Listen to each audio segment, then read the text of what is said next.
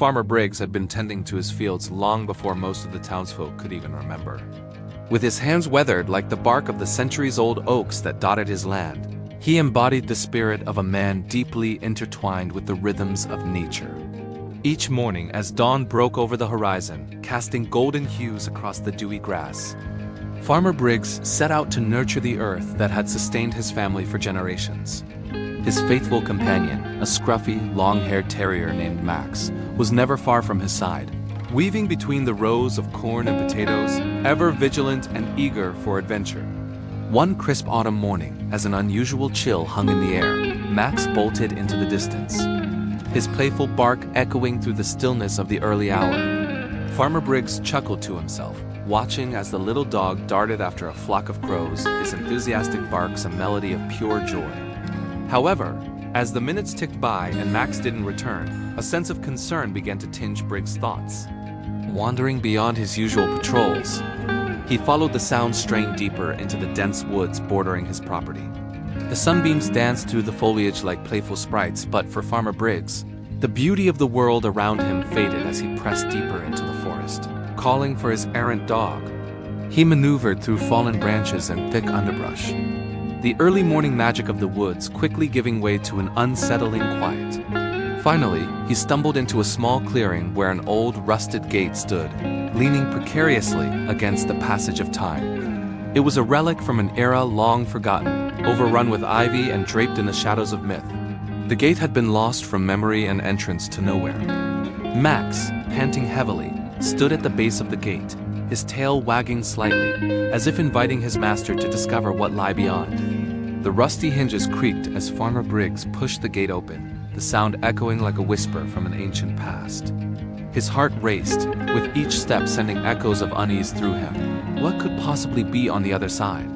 He brushed aside thoughts of caution, and curiosity drove him forward, pulling back the veil of wilderness shrouding the gate. What he saw next froze him in his tracks.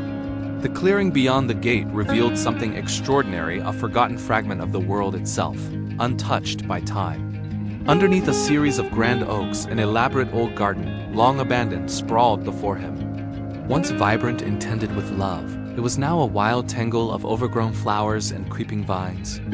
Crimson roses tangled with the bones of ancient hedges, their fragrance intoxicating and foreign, while patches of wild daisies fought for their place in the sun.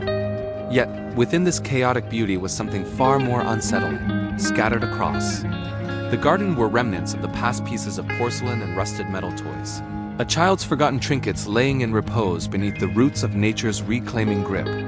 As Farmer Briggs took in the scene, he felt the weight of an inexplicable sadness envelop him. The air thickened with stories untold, memories muffled under layers of dust and foliage. He took slow steps forward, venturing deeper into the garden, his heart aching with the echoes of laughter that time had buried. Perhaps this was once a sanctuary for a family, vibrant with life and laughter, now reduced to a shadowy echo of what it once was. As he turned toward Max, who had nosed his way over to a cluster of withered lavender, he caught a glimmer of something metallic out of the corner of his eye. With trepidation, Briggs knelt beside the source of the glimmer, brushing away the leaves to unveil a tarnished locket. Cradling it in his weathered palms, he realized that it was not just an artifact. It was a connection to the souls that had once wandered this garden, now lost to the winds of changes and the relentless march of time. In the center of the locket lay a faded photograph of a child, a cherubic face framed by golden curls, and in an instant, the air echoed with the laughter of days long gone. Memory flooded his heart, a wave of nostalgia and bittersweet longing. What had happened to them?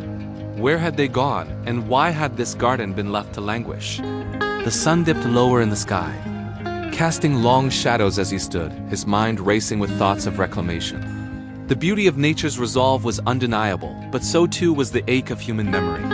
Could he breathe life back into this lost sanctuary?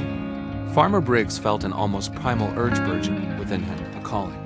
He turned his attention to Max, who was sniffing excitedly at the garden's edge.